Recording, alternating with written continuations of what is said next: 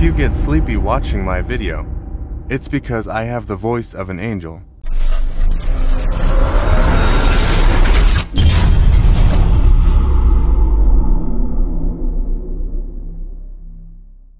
So what's up guys, Aljon here. Pag-uusapan na naman natin ang magulong mundo ng Pinoy basketball. Alam nyo na. So guys, please subscribe to my channel. Road to 10k tayo guys. Sana 100k, mag 1 million. Sana naman. Kasi kung nagsusubscribe kayo sa isang scammer katulad ni Frank Miano na puro pang-bablap, pang-scam, paano ba naman sa katulad kong mabait na alam mo yun, nagbibigay lang ng basketball news, di ba? So kung sa scammer, nag-subscribe kayo, paano pa sa akin, di ba? Sana mag-subscribe din kayo, guys. Pag-uusapan na naman natin ang mga trade rumors around social media na hindi ako yung source, di ba? Hindi ako yung source. Kumbaga, nagre-react lang ako doon sa naririnig ko mga trade rumors. Kung feeling ko is mangyayari soon or fake talaga o di malabo mangyari, ganon. So, ang first trade rumor natin for this video is si Will Navarro.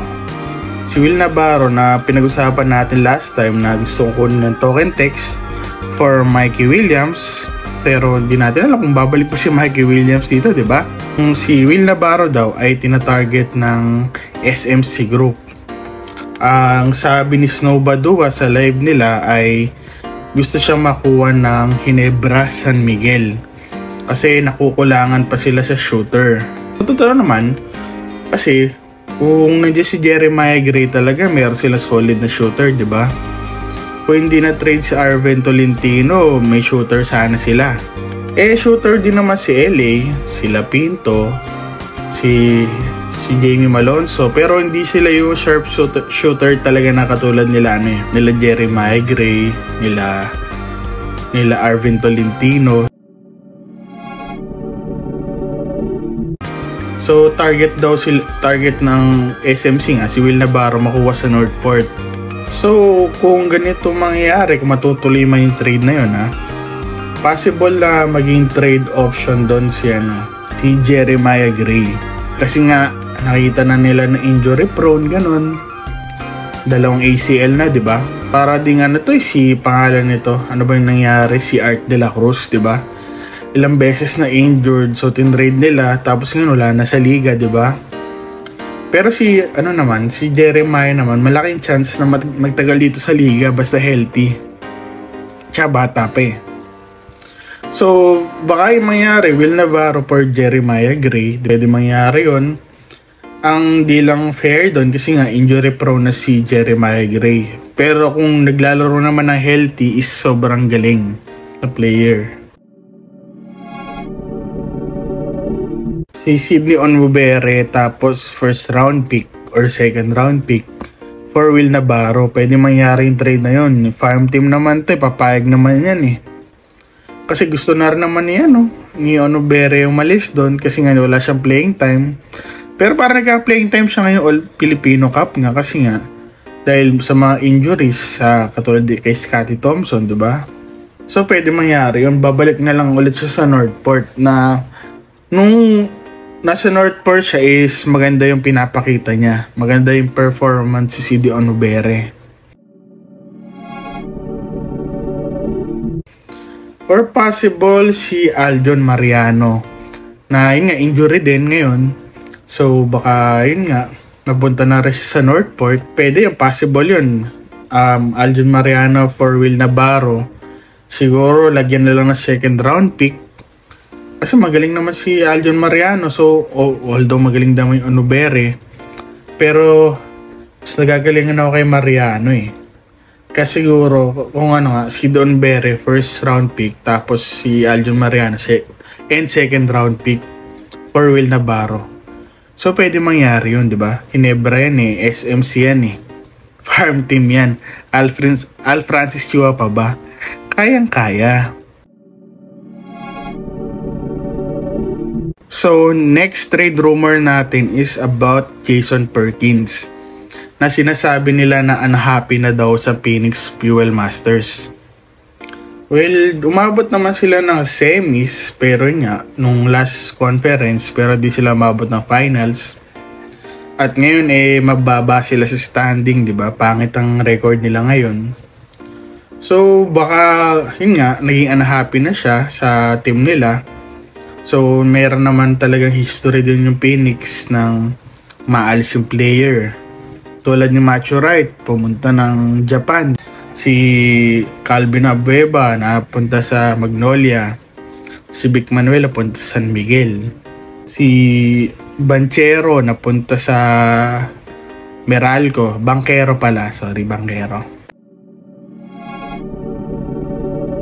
Ang daming alam mo yung buong nawala na yun, kung pinagsama mo sa Phoenix na yun, yung buong players na nawala na yun, panglaban yun sa SMC group, sa MVP group, pangdiinan yun, sayang talaga yung team na yun. What if andun pa rin yung core na yun, di ba?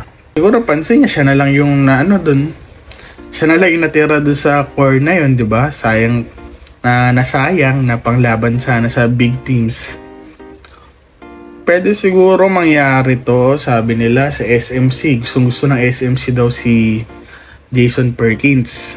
Possible dito is siguro para sa akin Jason Perkins for Motau Tua. Kasi hindi naman na farm team tong Phoenix So kukuha to trade na fair. At sabi naman nila na si Jason Perkins ay si Motau Tua ay nagpapatrade na. So maganda rin to for Motau Tua na mapunta sa Phoenix, mapunta sa independent team, na mapakita niya hindi siya second option kay Junmar Fajardo, di ba? Ma-prove niya sa liga, sa basketball, na siya ay isang star player, star caliber na player. Hindi siya yung replacement pagkapagod na si Junmar Fajardo, di ba? Or injured, di ba? Malabo naman si Vic Manuel kasi galing na siya doon, di ba? At hindi naman papayag siguro Phoenix na mabibigyan sila ng injured na Vic Manuel for healthy Jason Perkins. So kung sa Magnolia naman, kung sa Magnolia naman sila makikipag-trade, siguro si Ian Sanggalang for Jason Perkins. Yun sinasabi ko na hindi naman farm team ang Phoenix Fuel Masters. Kumbaga pag nakipag-trade sila, siguradong fair din. Kumbaga pantay lang. Nakita ang trade, Jason Perkins for Ian Sanggalang. Calvin Abueva. Kung gusto nyo talaga umalis na sa Magnolia, Calvin Abueva, babalik sa Phoenix. Siguro, pwede.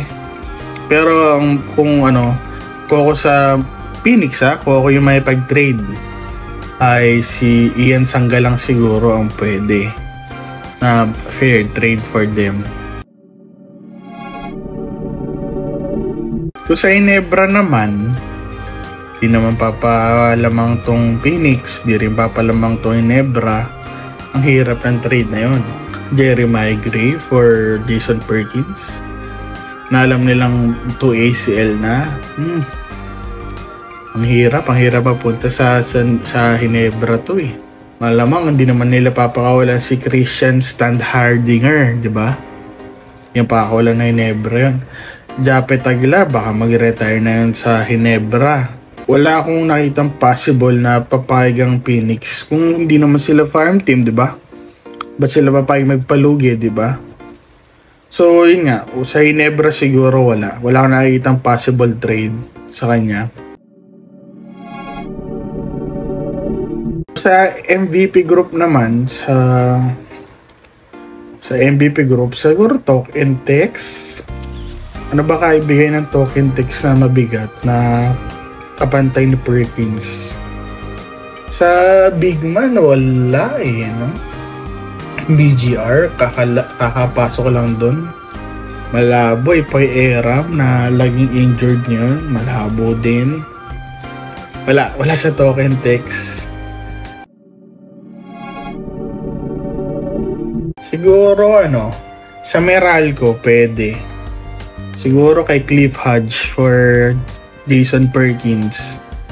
Parehong power forward na masipag, na may hustle. Mas scoring nga lang talaga si Perkins. Si Cliff Hodge more on defense, diba? More on rebounds, more on blocking, ganon. If hanap ng Phoenix ang tag dito, defensive na power forward, si Cliff Hodge ang bagay dun. Kung sa NLEX, siguro sila papayag na Robert Bolick, no? Kevin Alas na ang dami ng injury, malabo din. NLEX, yun ba big man ng NLEX? Sila Miranda, sila Semerad. Wala akong nakikita sa NLEX ng trade na magiging fair for Phoenix Fuel Masters kasi nga hindi sila farm team. Independent teams naman, rain or shine, papayag ba sila? Leonard Santillan per Perkins? Pwede siguro. Depende kay Yengyao kung papayag siya kasi magaling si scoring si Leonard Santillan or ang dami kasi nila injured na players so baka guard ang i-trade nila for Jason Perkins pero baka di pumayag yung baka lumiit yung lineup ng Phoenix, diba?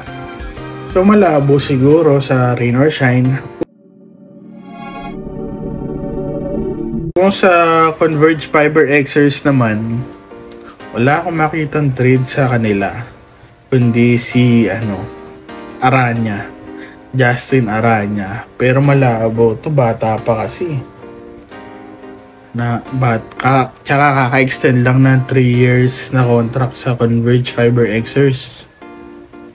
Pero kasi bata to ni Aldin Nayo, naging player ata nito sa Lasal to si Perkins Pwede, pero di ko alam sino bibigay ng Converge na magiging fair yung trade, diba? Sa mga farm team, kumbaga kung sa farm team ba meron ba?